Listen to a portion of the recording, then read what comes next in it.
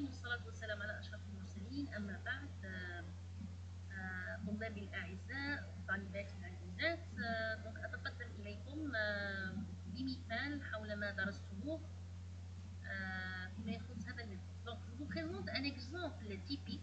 Donc, ça c'est un exemple 1. Et après, je vous donne un deuxième exemple. Concernant les cours que vous avez vus à la plateforme, donc je vais commencer par un contexte. Donc, vous êtes responsable d'une petite équipe qui doit mener un projet visant à étudier le rôle d'un gène candidat dans le développement d'un cancer spécifique. Je donne un exemple du cancer du sein. Alors, il faut tout d'abord définir les objectifs. Donc, il y a à chaque titre, pour l'exemple, à chaque titre, par exemple, qui met la définition des objectifs, il faut revenir au cours 1, mais qui met les objectifs pour revenir au cours 1 et 3. Donc, à chaque titre, il y a un lien avec les cours, c'est-à-dire mieux comprendre. Donc, les objectifs, il y a un objectif principal, dans cet exemple, et des objectifs spécifiques. Pour l'objectif principal, déterminer ici, par exemple, le gène X qui est inclus dans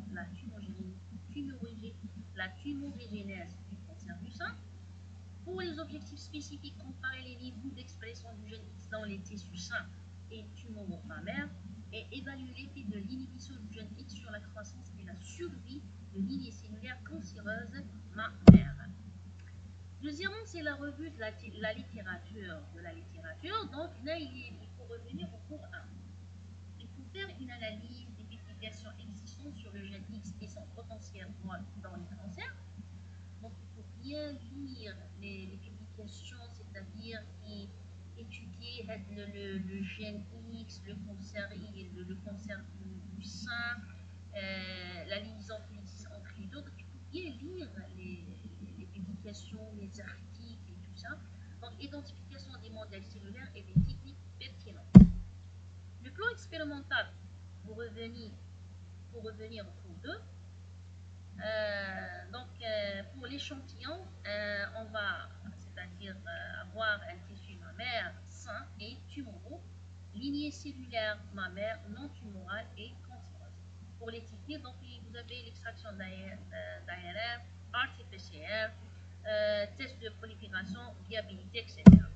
L'organisation de l'équipe, si je parle de l'organisation de l'équipe, donc pour revenir au 3, donc vous en tant que responsable de projet et expérimentateur principal, donc un assistant de recherche pour les tâches de routine, qui implique bien sûr la culture cellulaire, l'extraction, etc. Un biostatisticien, donc à temps partiel pour faire l'analyse des données. Pour la planification des ressources, donc il y a un achat d'un équipement pour les cultures cellulaires. Par exemple, l'incubation, nous avons besoin pour faire la culture cellulaire, l'incubateur, la hotte, microscope, etc. Pour les réactifs, bien sûr, nous avons besoin des milieux réactifs de biologie moléculaire, plasmide, etc. Logiciel d'analyse, bien sûr, de données et de gestion de références bibliographiques. La considération éthique et réglementaire, donc procédure de biosécurité pour la manipulation des lignées cellulaires et autorisation pour l'obtention et l'utilisation des échantillons tumoraux. Conduite des expériences, la culture des lignées cellulaires et mise au point des conditions expérimentales, l'extraction de l'ARN et l'analyse d'expression par RT-PCR, prospection des ARN ciblant le gène X et test fonctionnel. L'analyse des données, donc il faut faire une analyse statistique des données d'expression, par exemple test T, ANOVA, etc. Représentation graphique par les histogrammes, les courbes de prolifération, interprétation des résultats, par exemple la différence d'expression, etc. La gestion des imprévus, donc il y a un problème, par exemple technique, ça peut être des contaminations, défaillances d'équipement. Résultats inattendus nécessitent des expériences, il faut faire des expériences complémentaires. Communication, donc rédaction d'un rapport détaillé selon les normes en vigueur, préparation d'un poster de recherche pour un congrès par exemple via des séminaires, réunion régulière avec les collaborateurs pour discuter de l'avancement. Et la clôture et bilan, vérification de l'atteinte des objectifs, rédaction d'un article pour soumission à une revue scientifique, perspective d'études futures sur le gène X.